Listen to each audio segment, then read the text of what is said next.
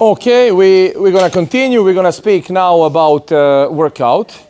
There are a lot of types of workout people doing, but we're going to speak today about resistance workout with the weights. I say always bodybuilding type of workout. When I say bodybuilding type of workout, I don't mean bodybuilding in a competitive way. So we're going to speak just about that type of workout. So whatever you want, whatever is your goal, to be in a good shape, to be healthy, to lose weight, resistance workout is the best choice for you.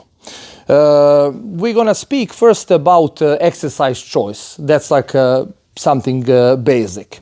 Good exercise choice can help us to prevent injuries, can help us to reduce energy expenditure, what is also very important, and to put more tension on our muscles, which is the most important in this type of workout. So, and good exercise can help us in this a lot. So always the question is, what is the better, free weights or machines? So we speak today about a workout in a purpose of building muscle. So before I start to speak about this, I'm going to always say machines are the best choice for me, and I confirm that through workout with a lot of clients, and all science say that. So let's say first what is a problem with the free weights. We need to know when we're doing workout with the free weights, I have some free weights here, so only force acting on us is the force of gravity. So force of gravity is vertical force, so we have a force only in one direction. So coming from down, up. So we're going to use this is going to represent force of gravity. This is a line, only acting from down to up. So that can make a problem with some exercises. Actually, that can make a problem very often with some exercises. I'm going to tell you something will be confusing for you when I say this, but I'm going to try to explain you on an example with this. When we're doing with the free weights workout, sometimes we cannot match resistance curve of exercise with strength curve of our muscle. So, okay, what that mean? If I have a dumbbell, that's a free weight, and I hold in my arm like this. So I'm going to work out my shoulder with this exercise. Okay, usually all muscles are stronger when they are elongated. So I have elongated muscle here. When I start to go up, my muscle contracting, my muscle losing power, my muscle losing strength. Okay, here I'm the strongest because gravitational force acting on my arm, I have zero resistance here. So I have a zero resistance in a position where I'm strongest. If I start to go up, in this position, my shoulder muscle has low capacity and I have a biggest resistance here. So that means we cannot match resistance curve of this weight with strength curve of our muscle. So we cannot use full potential of our muscle. So that's one of the biggest problems with the free weights. Another problem, I'm going to just ask my friend to help me here with this one. So direction of movement cannot be in a direction with the resistance. So as we said, I will show you with this. He's gonna do exercise for triceps. This is a force, yes, and his movement, this will be ideal direction of resistance in alignment with the movement. You see a difference here, yes, and here. This will be the perfect alignment of resistance. So what this can cause? This can cause excessive stress. Thank you. This can cause excessive stress on our elbows. And that can cause a problem with our elbows, especially if someone doing with the big weights, heavy weights. So most of guys doing this skull crusher, they realize they have a problem with the elbows. That's because our movement is not in alignment with the force we're putting on a muscle. So that's another problem. And one more problem, big problem, is for most of free weight exercises, we don't have enough balance. So I'm going to just give you a few examples. Let's say I'm going to compare very unbalanced surface. This is like very unbalanced surface, and if I want to do squat on a Bosse ball, so it will be very difficult to do that with a big weight, because in the same time I need to balancing and I need to push this weight up. Okay, second level of stability will be floor.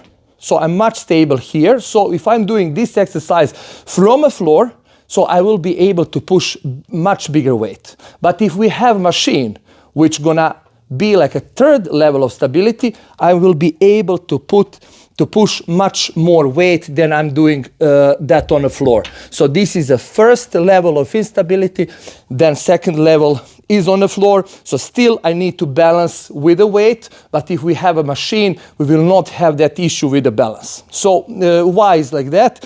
Our nervous system taking a care about the muscle activation, sending impulse in our muscle to contract, but from another side, taking care also about the balance, about coordination.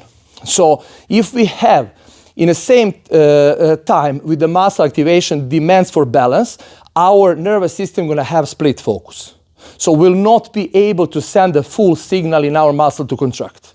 So it's the same if you're doing two things in the same time, you will not be able to do two things 100% efficient, because you're going to have split focus. Some women maybe can.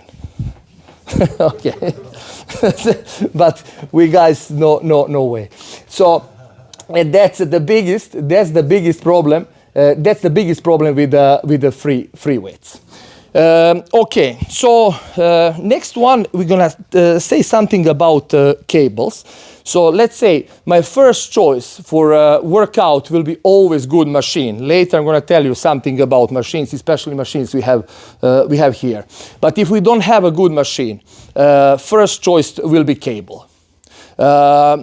I couldn't bring whole cable across. So just imagine we have that big machine where we have a cable. So this will be like just a part of that machine. You know, you have this pulley, you can pull up and down. So what is advantage of cable machine? First one, I mentioned this when I spoke about free weights. We can match a resistance curve with strength curve of the muscle. You remember when we had this one, so we don't have any resistance here in a position where we are strongest,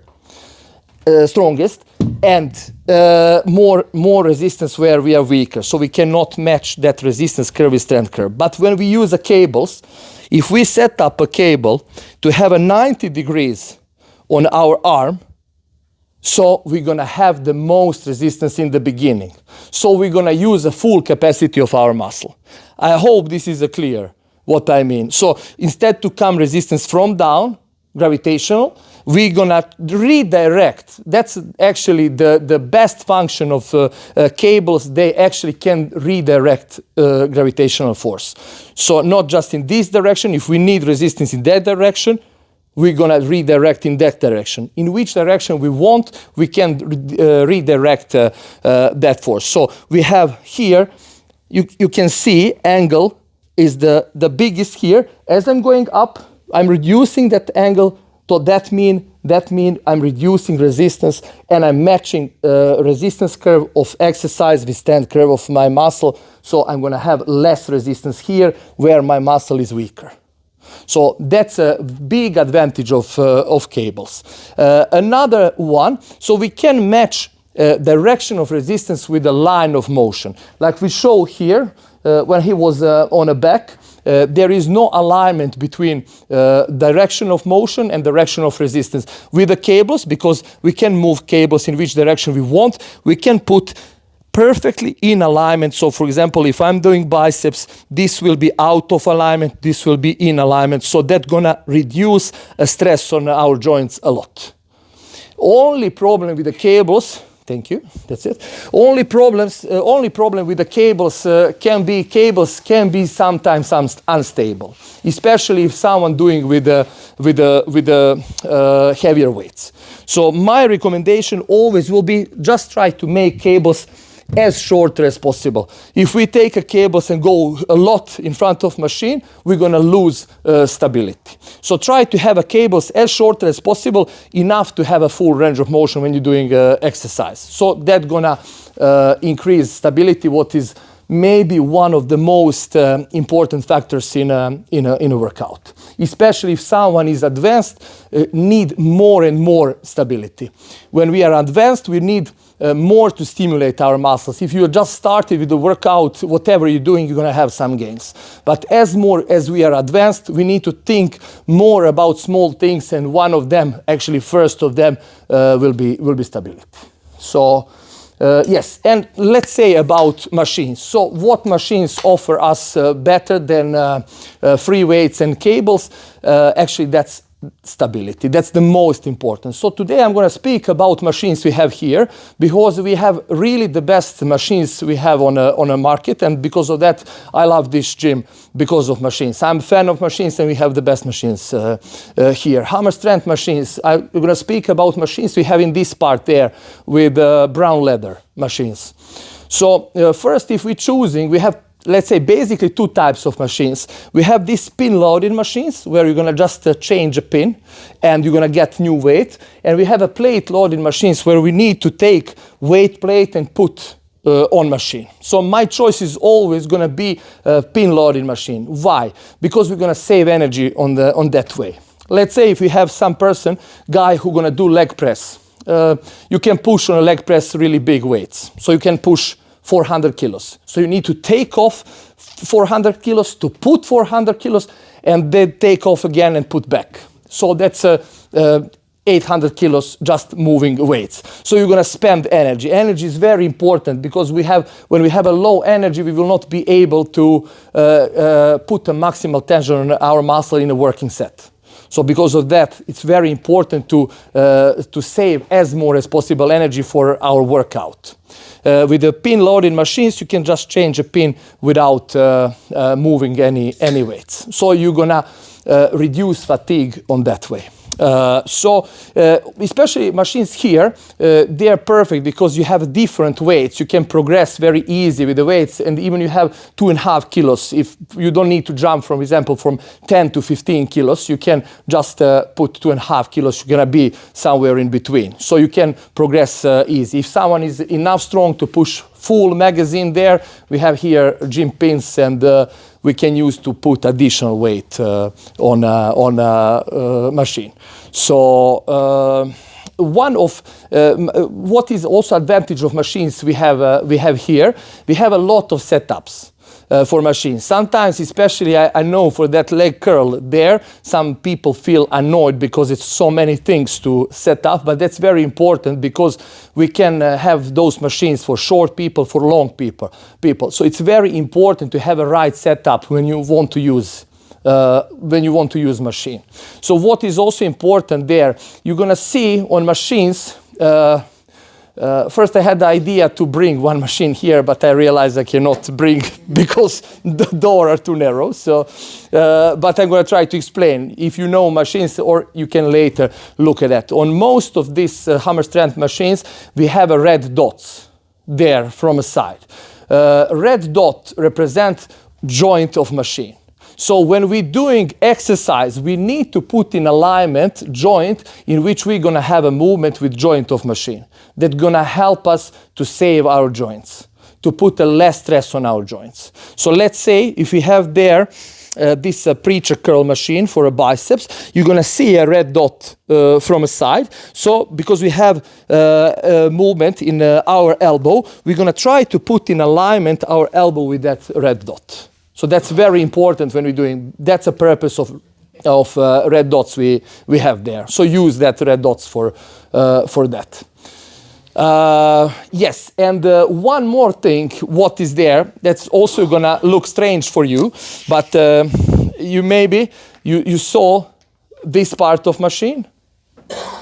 Yes, can you give them there? And you can take one. You can, yes, you can take. You can give around, so you can see what is that actually. Just give around. Yeah, we call that cam. That's a part cable goes over. Cables go over that. That's a cam, and you can see it's not a round shape. It's not a round shape. What that mean? That mean that cam changing resistance during a motion.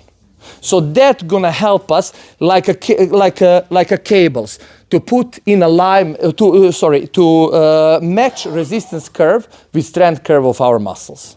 So that's gonna help us to load our muscle more in a position where our muscle is stronger, and to load less our muscle in position where our muscle is weaker. So that's gonna help us to use full capacity of our muscles. Okay, so that will be about machines. So always my recommendation to use spin loaded strength hammer machines we have there. Okay, let's say next one, performing of exercise. The correct performing of exercise is very important because of two things. First one, we're gonna save energy on that way, and second one, we're gonna prevent injuries.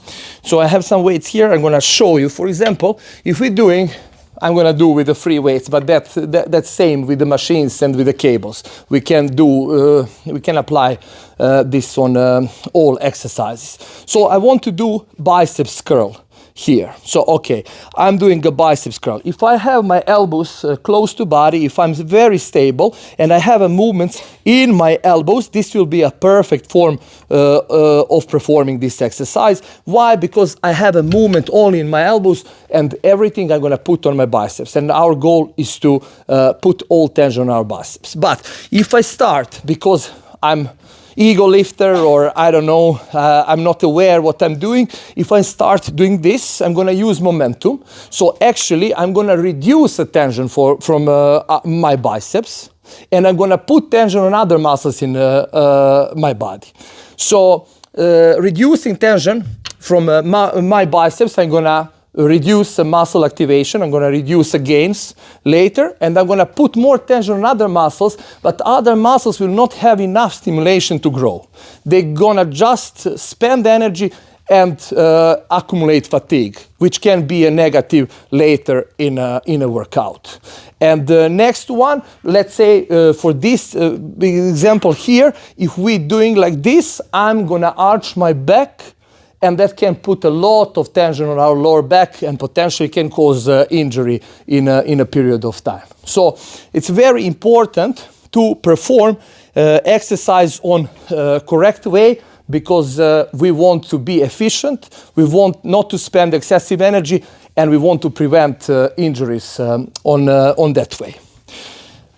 So next we have exercise order. So let's say when we want to do some kind of workout, and we have some exercises we need to finish that day, we need to put them in order. And the question is, which exercise is going to be first? So I'm going to show you two completely different exercises. We have, for example, squats, which is a very energy demanding exercise. Why? Because almost all my body is involved in this movement. So many muscles, so many joints. And this exercise spending so much energy. But from another side, I have, for example, biceps curl, especially if I'm doing with one arm. Only one joint is involved in this movement, and a very small amount of muscle tissue. This exercise is not energy demanding. So these two exercises are completely different. Squats are high energy demanding, and biceps curl is low energy demanding. In the beginning of the workout, we are full of energy. We have the most of energy. So we need to choose exercise expending more energy in the beginning of workout, and later, as we're losing energy during a workout, we're going to choose exercises which demand less energy. So it's very important to put exercises more demanding, energy demanding in the beginning of workout, and less demanding exercises on the end of the workout and later in the workout. So we're going to be much more efficient on that way. So also, if we want to prioritize one muscle group, let's say we are satisfied with our body, but we would like to make our shoulders a little bigger. So shoulder, let's say it's a small muscle group and it's a movement in one joint. That's not energy demanding exercise, but if we want to prioritize one muscle group, we're gonna put that muscle group first in a workout because we're gonna have the most energy in the beginning of workout. So activation of that muscle will be on the top, much higher than if we're doing that exercise on the end of our workout. I hope this is clear. Yeah. Okay. Now we have something what we call we call that going to failure. Okay, I'm gonna explain you first. Let me explain you like this. I'm gonna tell you what that means, but let me explain you like this.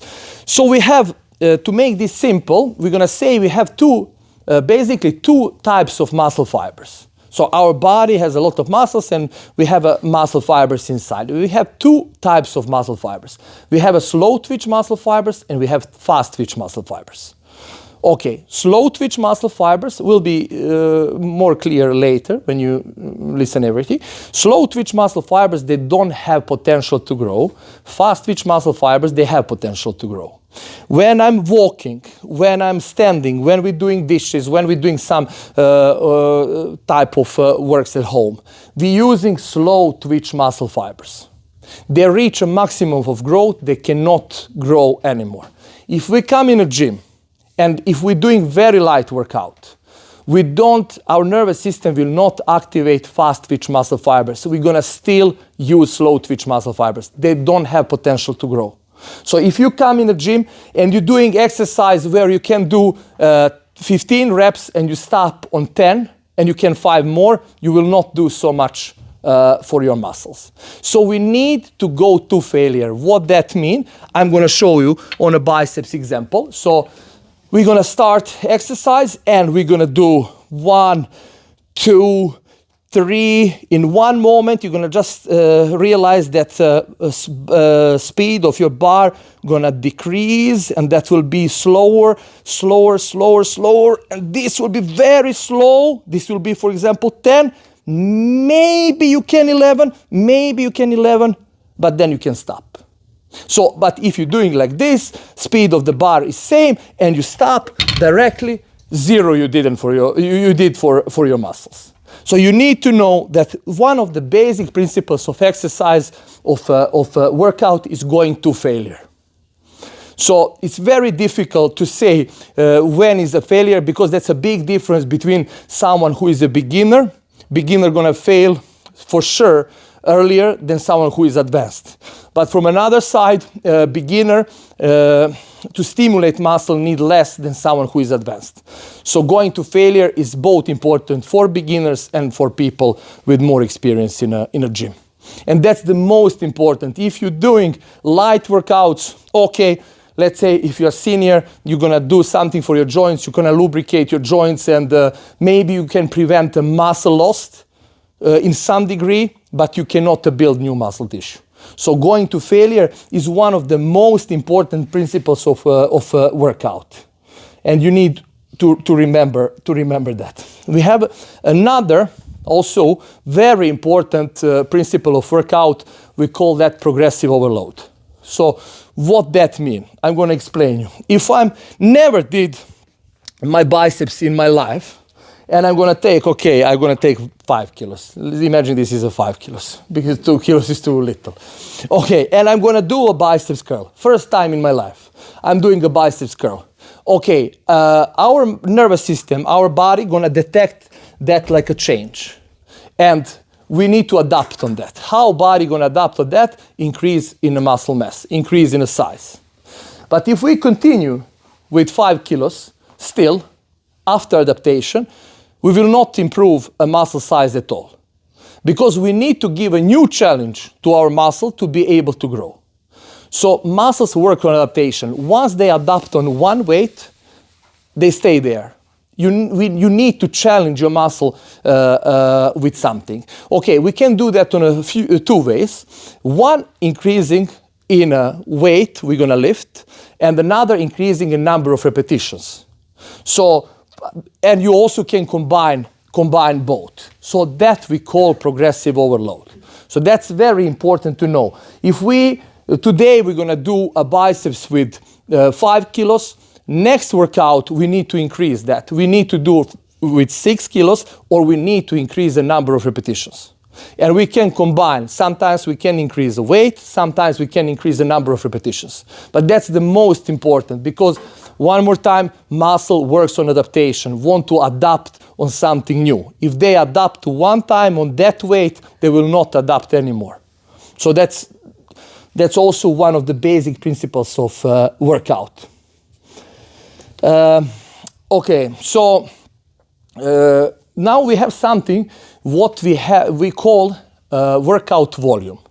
Okay, I'm gonna explain you. That's amount of work we're gonna do usually we measure in 1 week. So that's a number of sets we're gonna do in 1 week. So I'm really a propagator of low volume workouts. Let's say if we say like this, low volume workouts are, let's say from 10 to 15 sets, from 15 to 30 sets is moderate volume per week. So for example, let's say if we want to do chest, we're gonna have, if we're doing low volume, 10 to 15 sets in a week. We can divide that in a few workouts, but we count in a whole week. So high volume workouts are 30 plus sets. So what's gonna happen if we're doing that high volume workouts? We will be very inefficient. Why? Because today, for example, we have 5 sets for chest, one exercise. We're gonna waste probably 2 to 3 sets just preparing for our main sets. So that means we're gonna spend some energy and muscle activation will be 0. We're gonna collect fatigue, we're gonna accumulate fatigue, but we will not have any stimulation of our muscles. When we come to our main sets, where we're supposed to push the hardest, we already have accumulated fatigue, so that fatigue gonna influence our muscle activation negatively, and we will not be able to activate our muscles on the way we want. So that type of workout is very inefficient. When we're doing a low volume workouts, let's say from 10 to 12 sets, with most of my clients I'm doing low volume workouts, you will be able to look on each set like you breaking world record in something. So in each set, muscle activation will be the highest and accumulation of fatigue will be on minimal. So I'm always recommending that low volume workouts. We have workout frequency. So what that mean? That mean we have, for example, workout for chest. We can do that workout 1 time in a week. We can do 2 times in a week or 3 times in a week. Workout for chest. Okay. If we go for that with that logic, that each workout is stimulus for our muscles, logically will be, I need as more as possible stimulus during a week. But we know that we cannot do every day chest.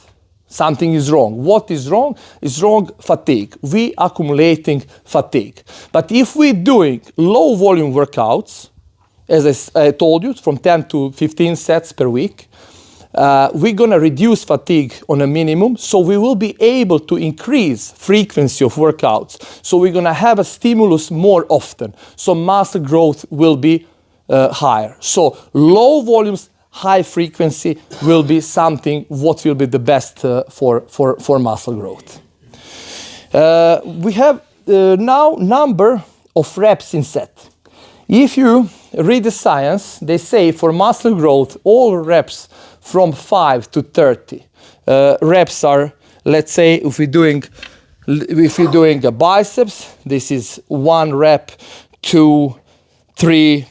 All reps from 5 to 30 are for hypertrophy, are for increasing in muscle mass. But my always recommendation is to go with a lower number of repetitions, from 5 to 10, let's say, because on that way, when we doing muscle contractions, we accumulating in our muscles metabolites like milk sera. We accumulating that. That giving a negative sensation to our central nervous system, and our central nervous system gonna shut down our muscles if we're doing a high number of repetitions. Because in high number of repetitions, we have a time to develop that negative feeling we're gonna have because of accumulation of milk sera. But if you're doing from 5 to 10 repetitions, we will not have a time to feel, to develop that negative feeling of our central nervous system. So we will be able to go much easier to failure if we're doing a low number of repetitions. And always my recommendation, never go over 15, never go over 15 reps in a set. Yes. And we have one more, that's rest between sets. How long you need to rest between sets. I realize a lot of people, they don't have a patience to wait. They want as soon as possible to do that. But if we want to be really efficient, we need to wait at least 2 minutes between sets. 2 minutes. We accumulating metabolites in our muscles. We accumulating milk sera in our muscles, and we need, let's say, cleaning of metabolites is not linear. Most of metabolites we're gonna clean in the first 2 minutes. So then, after 2 minutes, you can start with the next set. Your personal feeling going to failure, it doesn't have anything with real going to failure. Even if you activate your muscle 100% and 80%, your feeling going to failure will be same. But in reality, that's not like that. Of course, you're gonna be much more efficient if you activate your muscle 100%. Okay, this part is a little complicated, but let's say if we don't want to wait 2 minutes between sets, we're gonna do next set, and our feeling will be like we're going to failure.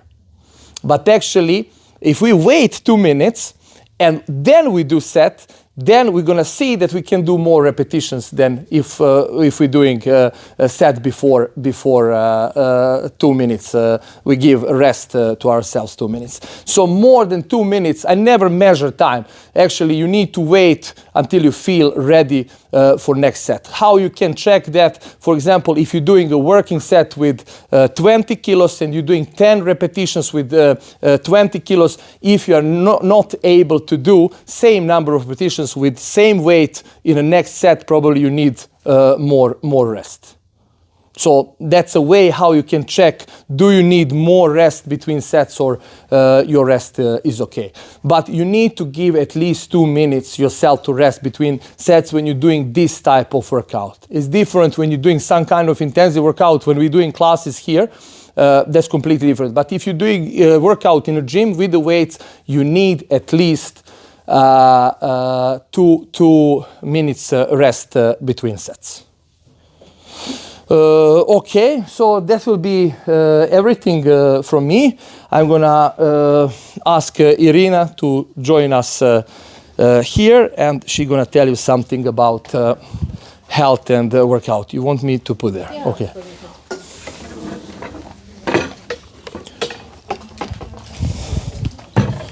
Okay. Yes. Hej. Jobbar som hjärtläkare.